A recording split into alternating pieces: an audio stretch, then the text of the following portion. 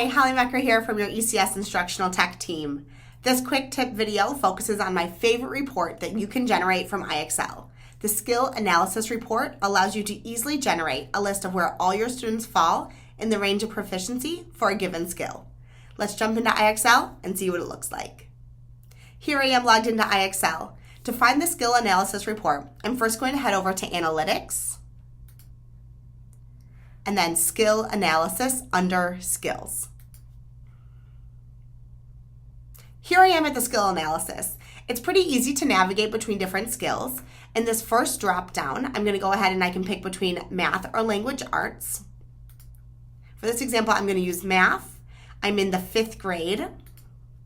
And then I can choose my category and easily choose what skill I want to focus on that my students have been working on. For this example, I'm going to focus on the 5th grade skill of finding volume. At the top of the skill analysis, you have an overview. Simply goes over what percent of your students have mastered, have been practicing, or have no practice, how many questions you've answered, how many time has been spent on this skill, and how many students have practiced on this skill from the school year. As I start scrolling down, you'll notice that I have a class breakdown. I have a set of students who have mastered the skill, meaning their SMART score is a 100. As I scroll down more, I have level 5 students. These students, again, have a high SMART score between 80 and 99. It even gives you an example of what that problem might look like, because as we move up in levels, it moves up in complexity. I'll continue to scroll down. I have my 3 level 4 students. I have the majority of my students look like right now are level 3, which means they're working on this type of problem for volume.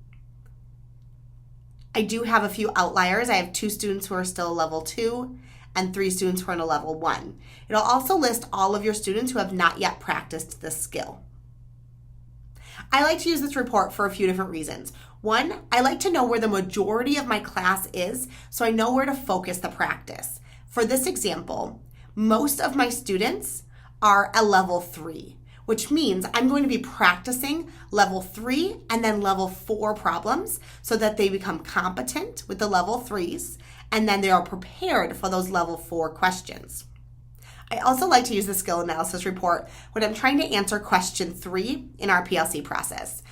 What do we do with our students who do not know how to do the skill? So here are my examples of how I group those students. So I know that these 5 students are not yet competent in this skill. That is my group of remediation. My level 5s and my students who have mastered, I know they are ready to extend their learning and dig deeper in the rigor of these problems. You can also reset these SMART scores right from this page. Say that I practice volume in quarter 1 and I want to reassess how they're doing in quarter 4. You can reset their SMART scores right from this spot. You can reset it just for a few students. You can reset it for all of your students. The last thing I want to point out is the printer. You can always choose the option to print this report.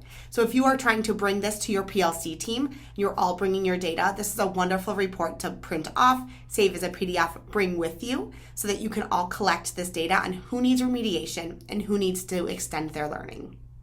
So that's it, my friends. That is my favorite report on IXL. I hope you found that helpful. If you have any questions, make sure to leave them in the comments below, like and subscribe to our channel, and we'll see you next time.